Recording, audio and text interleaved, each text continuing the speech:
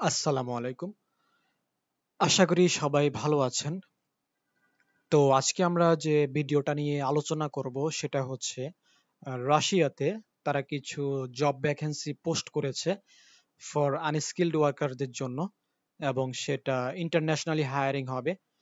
তো দেখতে পাচ্ছেন আপনাদের সামনে একটা পিডিএফ ফাইল আমি তাদের যে সরকারি ওয়েবসাইট আছে সেখান থেকে সরাসরি ডাউনলোড করে আপনাদের সামনে খুব সংক্ষিপ্তভাবে একটু বিস্তারিত আলোচনা করার চেষ্টা করব। তো আপনাদের বোঝার সুবিধার্থে আমি একটু পিডিএফ ফাইলটাকে জুম করে নিচ্ছি। ওকে, তো দেখতে পাচ্ছি আমরা প্রথমেই ডিটেলস যদি আমরা দেখি, জব সামারি দেওয়া আছে এখানে। জব টাইটেলে দেখতে পাচ্ছি আনস্কিলড ওয়ার্কার, অর্থাৎ এখানে আপনি আনস্কিলড ওয়ার্কার হিসাবে অ্যাপ্লিকেশন করে জব করতে পারবেন। অর্থাৎ আপনার কোনো হাই স্কিল এখানে জানতে হবে না। আপনার যদি কোনো কাজের অভিজ্ঞতা নাও থাকে তাহলে আপনি এখানে জব করতে পারবেন। ওকে, তো তারপরে দেখতে পাচ্ছি লোকেশন হচ্ছে রাশিয়াতে। তো রাশিয়া লোকেশন হলেও তো দেখতে পাচ্ছেন এখানে ডান পাশে কিছু সিটির নাম এখানে দেওয়া আছে। তো এই সিটিগুলোতে তাদের মূলত লোকজন লাগবে। এখানেই তারা তাদের কাজের জন্য লোক হায়ার করবে এই সিটিগুলোতে। তারপরে দেখতে পাচ্ছি নাম্বার অফ পজিশন, অর্থাৎ এখানে কতজন লোকজন লাগবে।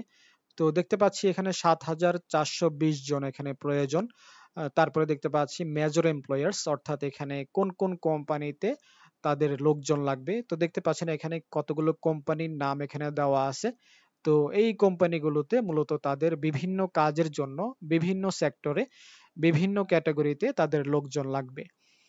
ওকে, তারপরে দেখতে পাচ্ছি অ্যাপ্লিকেন্ট টাইপ, অর্থাৎ আপনাকে এখানে কেমন অ্যাপ্লিকেন্ট হতে হবে। তো দেখতে পাচ্ছেন ইন্টারন্যাশনাল অ্যাপ্লিকেন্টস ওয়েলকাম। তারপরে দেখতে পাচ্ছি এমপ্লয়মেন্ট টাইপ, অর্থাৎ আপনার কাজের ধরনটা কেমন হবে।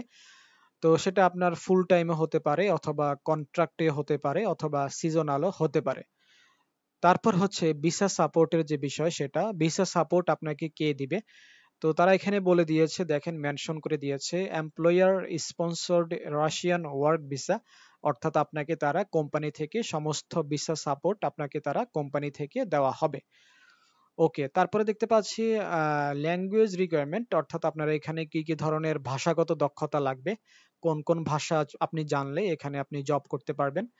তো দেখতে পাচ্ছেন এখানে বেসিক রাশিয়ান ভাষাটা জানতে হবে অথবা বেসিক ইংলিশ ভাষা জানতে হবে ফর কমিউনিকেশন করার জন্য, তাহলে আপনি এখানে জব করতে পারবেন। তারপর হচ্ছে স্যালারি বিষয়টা, স্যালারি হচ্ছে আপনাকে তারা রাশিয়ান যে কারেন্সি আছে সেটা অনুযায়ী ৮৫,০০০ থেকে ৯৫,০০০ প্রতি মাসে এটা দেওয়া হবে। তো এটা অ্যাপ্রক্সিমেটলি ডলারে হিসাব করলে, ইউএস ডলারে যদি হিসাব করেন তাহলে $৫০০ থেকে ম্যাক্সিমাম $৮৫০ এটা আপনাকে দেওয়া হবে। তো আমরা যদি বাংলাদেশি টাকায় একটু ক্যালকুলেশন করি তাহলে আরেকটু ভালোভাবে ক্লিয়ার হব। তো আমরা যদি একটু রাশিয়ান টু বিডিটি দিয়ে কারেন্সি দিয়ে যদি আমরা একটু ক্যালকুলেশন করি, তো দেখতে পাচ্ছি এখানে রাশিয়ান ১ টাকা, অর্থাৎ রাশিয়ান রুবেলস হবে ১ টাকা, বাংলাদেশে হবে ১ টাকা ৫১ পয়সা সামথিং। তো আপনাদের মিনিমাম স্যালারি হবে ৮৫,০০০ তাদের দেশের রুবেল অনুযায়ী, ৮৫,০০০। ওকে, তো দেখতে পাচ্ছেন এখানে ৮৫,০০০ যদি রাশিয়ান রুবেল হয় তাহলে বাংলাদেশি টাকায় সেটা হবে ১,২৮,০৭৫ বাংলাদেশি টাকা। তো এটা হবে আপনাদের মিনিমাম যে স্যালারি সেটা, অর্থাৎ আপনাকে নতুন অবস্থায় অ্যাজ এ ফ্রেশার হিসেবে আপনাকে তারা এই স্যালারিটা তারা প্রোভাইড করবে।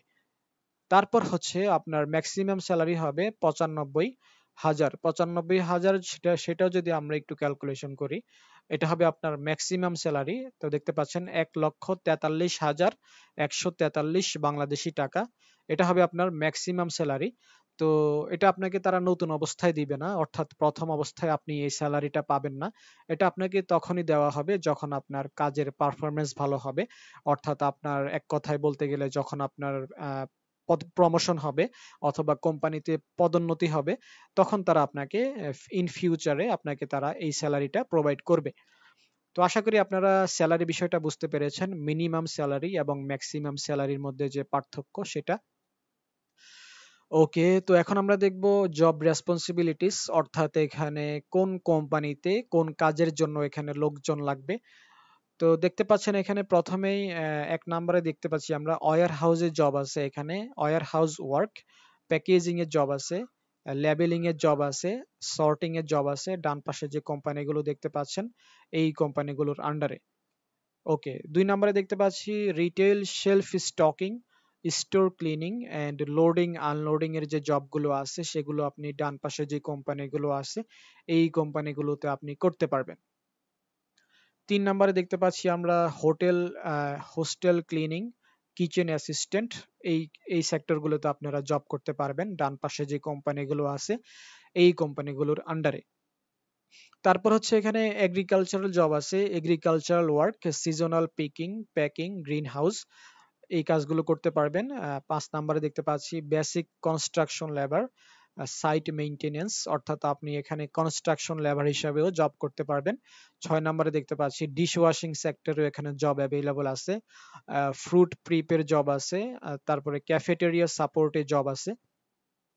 7 নম্বরে দেখতে পাচ্ছি বিভিন্ন ফ্যাক্টরি সেক্টরেও জব করতে পারবেন, ফ্যাক্টরি সাপোর্ট রোলস, প্রোডাকশন সেক্টরেও জব করতে পারবেন, প্রোডাকশন লাইনে, এন্ড ক্লিনিং এর জবগুলো এখানে অ্যাভেলেবল আছে। 8 নম্বরে দেখতে পাচ্ছি public building and school cleaning service, অর্থাৎ আপনি বিভিন্ন পাবলিক বিল্ডিং এ এবং স্কুলে ক্লিনিং এর জবগুলো করতে পারবেন। তো ডান পাশে যে কোম্পানিগুলো আছে এই কোম্পানিগুলোর আন্ডারে। তো আশা করি মোটামুটি বুঝতে পেরেছেন কোন কোম্পানিতে কি কাজের জন্য এখানে লোকজন লাগবে।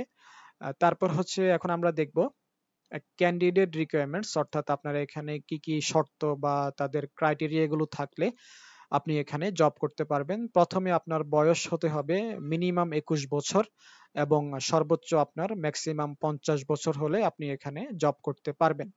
2 নম্বরে দেখতে পাচ্ছি ফিজিক্যালি আপনাকে ফিট থাকতে হবে, able to work in cold or industrial settings, অর্থাৎ আপনাকে ফিজিক্যালি ফিট থাকতে হবে যে কোনো ধরনের কাজ করার জন্য। 3 নম্বরে দেখতে পাচ্ছি বেসিক যে রাশিয়ান ভাষা আছে অথবা বেসিক যে ইংলিশ ভাষা আছে সেটা আপনার স্পিকিং স্কিল থাকতে হবে কমিউনিকেশন করার জন্য। ওকে, 4 নম্বরে দেখতে পাচ্ছি আমরা cleaning police record, valid health report, এই দুইটা জিনিস আপনাদের প্রয়োজন হবে। 5 নম্বরে দেখতে পাচ্ছি willing to stay in employer provided accommodation, অর্থাৎ আপনাকে যে অ্যাকোমোডেশন দেওয়া হবে, থাকা খাওয়ার যে ব্যবস্থা করে দেওয়া হবে সেখানে আপনাকে থাকতে হবে। তো সেজন্য আপনার মেন্টালি প্রিপারেশন থাকতে হবে। এগুলো হচ্ছে তাদের যে রিকোয়ারমেন্টস 1 থেকে 5 নম্বরে, সেগুলো আপনি যদি ফুলফিল করতে পারেন তাহলে আপনি এখানে জব করতে পারবেন। ওকে, তো এখন আমরা দেখব জব বেনিফিটস, অর্থাৎ এখানে যদি তারা আপনাকে নিয়োগ দেয় তাহলে তারা আপনাকে এখানে কি কি সুযোগ সুবিধা দিবে।